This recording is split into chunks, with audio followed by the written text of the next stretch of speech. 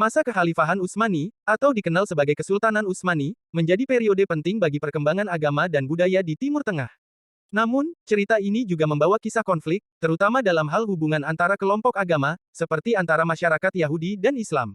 Ketika Kekhalifahan Utsmani berada di puncaknya, masyarakat Yahudi menjadi bagian integral dari kehidupan sosial, ekonomi, dan politik. Mereka memiliki kesempatan untuk berkembang dalam perdagangan, keuangan, dan beragam bidang bisnis lainnya. Di wilayah Kekhalifahan Utsmani, penganut agama Yahudi terdiri dari kelompok yang tersebar di beberapa wilayah, seperti di Balkan, Kaukasus, Arab, dan Turki. Masyarakat Yahudi di sepanjang wilayah Kekhalifahan Utsmani biasanya tinggal di pemukiman terpisah dengan masyarakat Islam atau Kristen.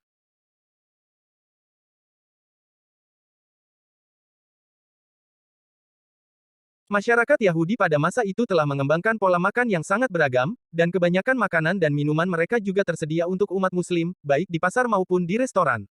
Beberapa hidangan serta minuman yang sangat populer yang kini terkenal di seluruh dunia, seperti falafel, hummus, dan teh wangi, dihasilkan oleh masyarakat Yahudi sepanjang masa Kekhalifahan Utsmani.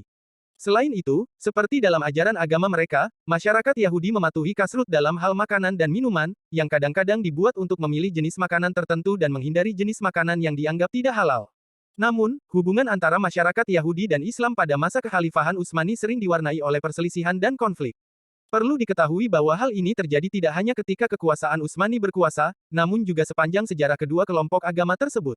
Ada beberapa faktor yang dapat mempengaruhi hubungan di antara keduanya, termasuk perbedaan agama, pandangan politik, dan kompetisi ekonomi.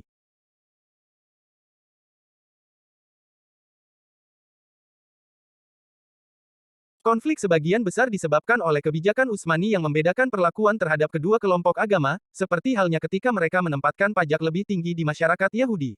Zionisme juga menjadi faktor yang memperburuk hubungan antara Yahudi dan Islam pada masa Kekhalifahan Utsmani. Zionisme adalah gerakan yang bertujuan untuk menetapkan negara Yahudi di Palestina, yang dipelopori oleh Theodor Herzl pada akhir abad ke-19. Banyak orang Yahudi mendukung gerakan ini, sementara umat Islam menganggapnya sebagai ancaman yang serius terhadap integritas wilayah yang mereka yakini sebagai bagian milik Palestina. Pada masa Kekhalifahan Utsmani, gerakan Zionis mulai menumbuhkan keinginan untuk membentuk negara Yahudi di Palestina. Pandangan seperti ini menjadi bahan perdebatan di antara masyarakat Yahudi dan umat Islam, karena terdapat perbedaan pandangan dalam menanggapi kehadiran Yahudi di daerah Palestina. Pada saat itu, beberapa kelompok Yahudi menginginkan kemerdekaan Palestina yang menjadi kinayaan bagi kelompok Zionis yang bercita-cita untuk memiliki wilayah Palestina sebagai tanah air Yahudi.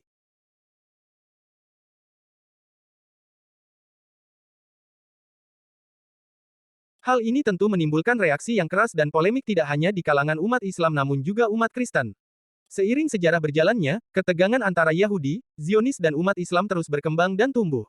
Periode antara Perang Dunia I dan II menjadi masa penting dalam sejarah perkembangan konflik ini.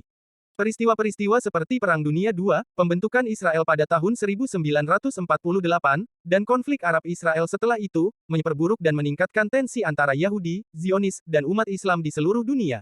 Saat ini, hubungan antara Yahudi, Zionis, dan umat Islam masih menjadi masalah besar bagi perdamaian dunia.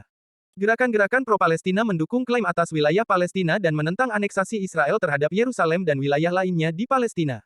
Sementara itu, gerakan-gerakan Zionis dan sebagian besar Yahudi masih mendukung kebijakan aneksasi dan tegas menolak klaim Palestina.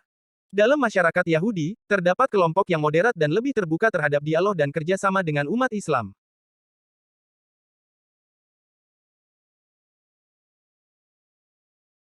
Hal ini juga terlihat dalam beberapa upaya yang dilakukan untuk mempromosikan perdamaian dan kesejahteraan yang adil bagi kedua belah pihak. Seperti diketahui bahwa perdamaian yang terjadi di antara kedua kelompok agama pada masa Kekhalifahan Utsmani akan lebih mudah dicapai jika memang ada kesepakatan yang saling menghargai. Untuk mengakhiri konflik ini, kedua belah pihak harus terlibat dalam dialog terbuka dan memperjuangkan kepentingan yang sama, yaitu perdamaian dan kesejahteraan bagi seluruh masyarakat. Hal ini tidak mudah, namun apa yang dibutuhkan saat ini adalah tindakan bersama dari semua pihak untuk membangun solusi yang adil dan damai, sehingga segala bentuk kekerasan akan dapat dihindarkan dan perdamaian dapat ditegakkan di kedua belah pihak.